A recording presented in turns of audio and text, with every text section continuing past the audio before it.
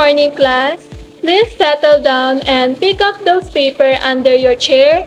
And now, please stand up for our morning prayer. Anna, please lead us a short prayer.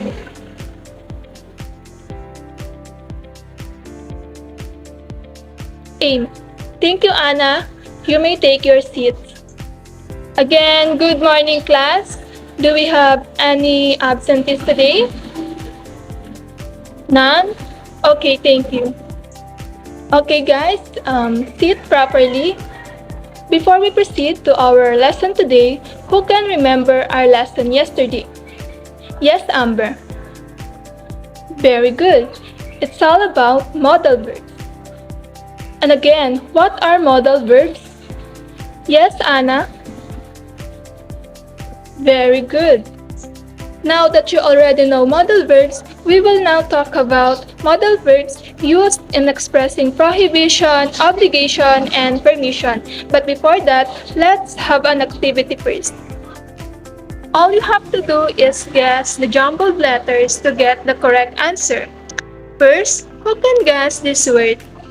Yes, Alex. Other answer? Yes, Anna. Very good. It is obligation. Next is, yes, Samantha. Other answer?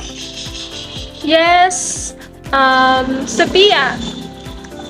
Very good. It is prohibition. And lastly, yes, Samantha. Other answer, other hands. Yes, Ami. Very good. It is permission. Give yourselves a very good clap. For our learning objectives at the end of the lesson, you are expected to first define what modals are, and second, identify the different modals used in expressing prohibition, obligation, and permission. And lastly, use different modals in your daily lives. Looking back to our lesson yesterday, modals are helping verbs that denote intention or feeling of the speaker. They indicate likelihood, permission, ability, possibility, suggestion, prohibition, advice, order, or request. It is also always accompanied with the verb in its base form. In this lesson, you will learn how you can use words that will help you win someone's consent to do things or the modals of permission, and how one realize one's duties and responsibilities or modals of obligation, and lastly, how some things are not permitted to be done because of social norms and laws or modals of prohibition. Some common modal verbs include can, could, may, might, shall, could, will, would, must, and ought to. These modal verbs are used to indicate different shades of meaning in a sentence. So prohibition from the word prohibit means to forbid, prevent, stop, disallow someone from doing something, and the modal verbs that can be used are can't or mustn't. Examples: you can't go into that restaurant without a tie. You mustn't drink alcohol before you drive. You could cause an accident. In this example, you can see that can't gives the idea of something that is against the rule, and the word mustn't means that it is the speaker who is setting the rule. And how about you guys? Can you give your own example? Yes, Ami. Very good. We use can't to talk about something that is against the rules, particularly when we didn't make the rules. However, we also use must not or mustn't to talk about what is not permitted. It is common on public signs and notices informing people of rules and laws.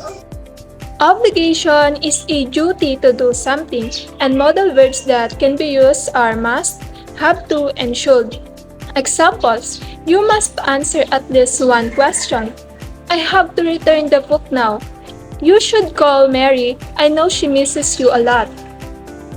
Have to and must are both used to express obligation, but there is a slight difference in the way both are used. Have to shows that the obligations comes from someone else, not the speaker. This is usually referring to a rule of law. However, must shows that the obligation comes from the speaker. Can you give me other example for this? Yes, Samantha.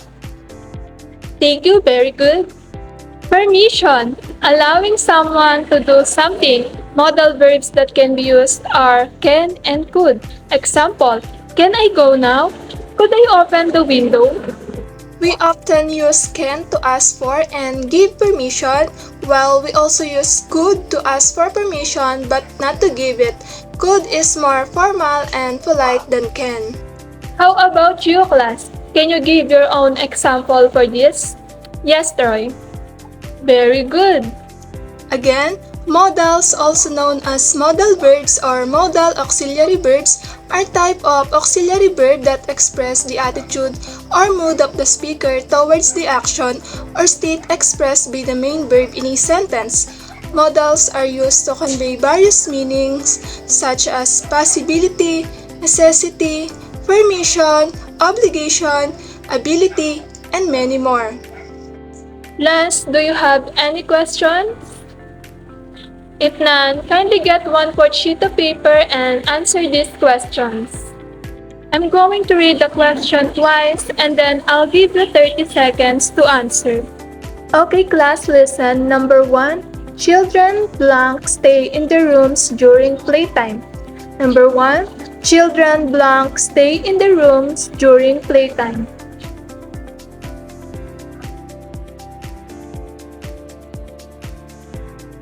Number 2, we a blank be there before the contest starts or else we will be disqualified. Number 2, we blank be there before the contest starts or else we will be disqualified.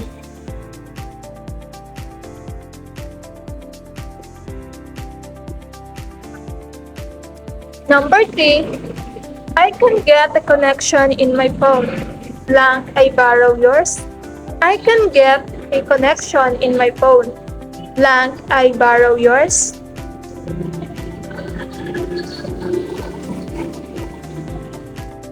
Number 4. The rules state that you blank invite only one guest to the party. Number 4.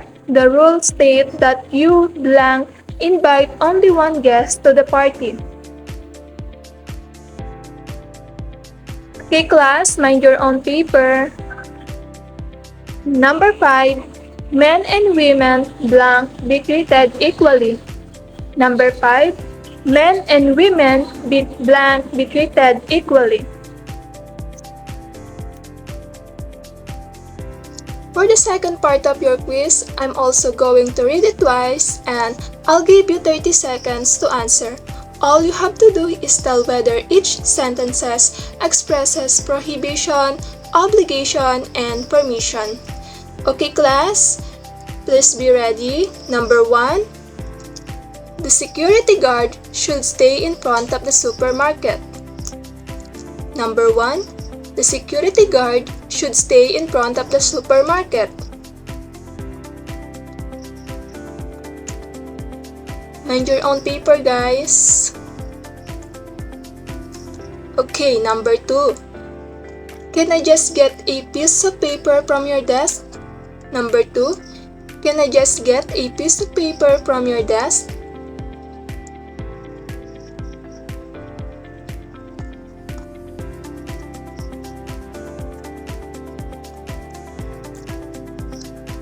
Okay, let's move to number 3.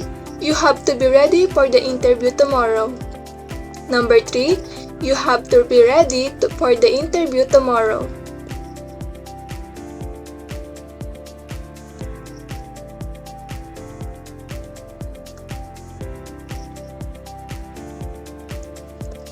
Okay, number 4.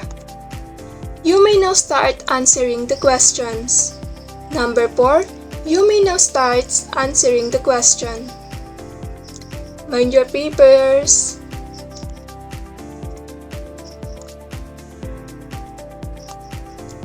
And lastly, number 5, you can copy my homework. Number 5, you can copy my homework.